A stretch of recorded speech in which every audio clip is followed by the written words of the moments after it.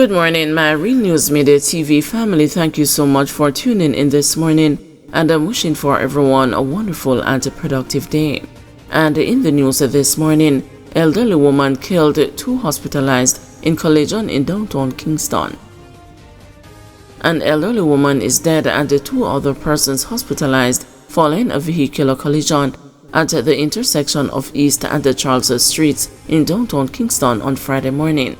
The incident involved a Honda Fit and a Toyota Probox taxi. It is reported that one of the vehicles hit the woman. The area was closed off while police personnel processed the scene.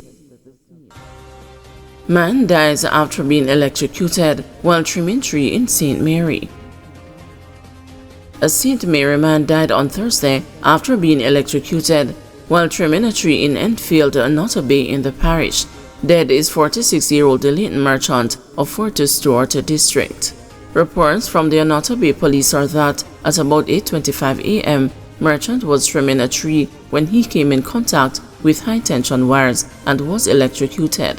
The police were summoned and he was transported to hospital where he was confirmed dead. The investigation continues. Submachine gun and a pistol seized in Bogwalk, 2 men arrested. 2 men are in police custody after a Mach 11 submachine gun with an extended magazine and a Beretta pistol were allegedly discovered at their home on Thursday. The St. Catherine police say about 6:30 a.m. during a joint operation in the Swamp Lane Bogwalk area, a house was searched and the illegal guns were found. The occupants were then arrested. The names of the 43-year-old and the 23-year-old suspects are being withheld pending further investigations. St. Thomas man held with a firearm during snap raid in Creektown. A man who was named as a person of interest was reportedly held with an illegal firearm during a snap raid by the police in Creektown, St. Andrew, Thursday afternoon. It is alleged that Ian Dakers, otherwise called Lucky, said to be a resident of Dumfries, St. Thomas, was held with a 9mm pistol with a magazine containing 19 cartridges. Head of the Kingston Western Police Division, Senior Superintendent Michael Phipps, said Dakers is believed to be a major player in the ongoing gang conflict in the community.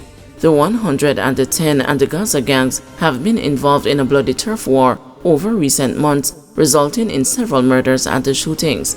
Police reported that the war had taken an even deadlier twist as the gangs, whose members are known to each other, have sought and acquired help from gunmen from outside the communities. A 48-hour curfew imposed in Creektown on Monday night had been extended for another 48 hours. The JCF and the JDF have been continuing our operational activities within the Creektown area, and we have been achieving some successes, SSP Phipps shared. Reports indicated that Dakers, who was named as a person of interest in the gang war in Creektown, was seen on Baker Street when he was searched and the firearm found in his waistband. It is believed that he is linked to several criminal activities within the St. Thomas Division, so we will be collaborating our efforts with the St. Thomas Police to determine what charges can be laid against him, Phipps disclosed. Attorneys outraged by court's demand for bail bond to be paid in cash. An order by a parish court judge on Thursday that an accused man must pay his $700,000 bail bond in cash has sparked outrage in legal circles. Some lawyers have viewed the order as outrageous, a breach of the man's constitutional rights, and a trampling of the rights of the poor in the society. The case is that of 36-year-old farmer Ryan McNeish of Belfield, St. Mary, who is charged with the murder of 22-year-old Ryan Prendergast. Prendergast was fatally shot on February 8 on the accused's farm while he was allegedly stealing bags of apples. It was reported that the accused told the police that he was afraid of the deceased, who threatened him. A committal hearing took place on Thursday in the Port Maria Parish Court, and the McNeish was committed to stand the trial in the St. Mary Circuit Court. The parish judge offered McNeish a bail in the sum of $700,000 with a surety, and then ordered that the bail bond must be paid in cash. Attorney at law Hugh Wildman, who is representing McNeish, complained in court that the matter of payment was unconstitutional because the law recognized land titles and the property for persons to be bailed. There is no law to sanction that the bail must be in cash, Wildman said. The law, he said, recognized that property including land titles can be used to access bail. McNeish, who was on $300,000 bail prior to being committed to stand the trial, had used the motor vehicle title to secure his release on bail when he appeared in the parish court on February 22. Checks on Thursday revealed that land titles or cash are accepted at the Supreme Court to bail accused persons.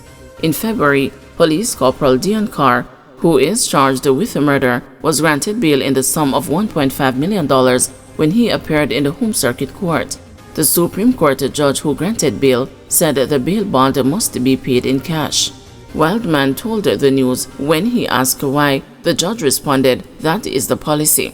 Wildman described the policy as a forced interest-free loan to the government because cases take years to be disposed of and the monies are returned to the sureties with no interest.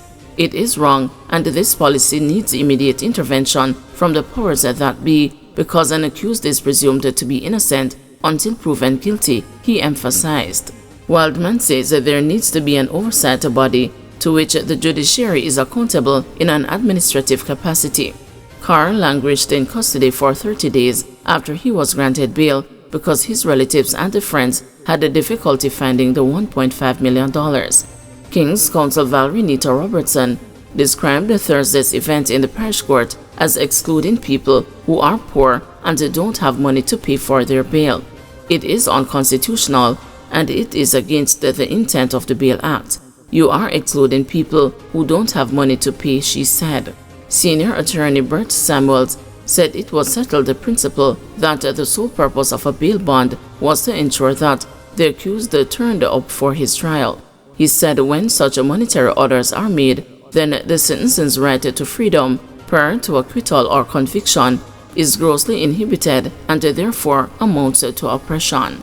The relatives of those persons are now compelled to find six-figure sums in cash before those accused who are presumed to be innocent can enjoy their liberty pending trial, he said.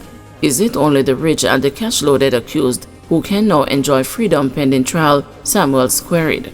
President of the Advocates Association of Jamaica, Leonard Green, said it is unusual because if the man cannot pay the cash, it would be tantamount to offering bail and refusing bail at the same time. Senior attorney Anthony Williams said he did not know on what basis the judge made the decision to impose the condition that the accused should pay cash.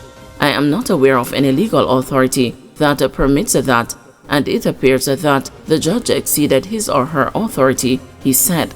McNeish is also being represented by attorneys at law Anthony Armstrong and Rasher Wildman. Guys, thanks for watching. Please join us this afternoon at 2 p.m. for another news update.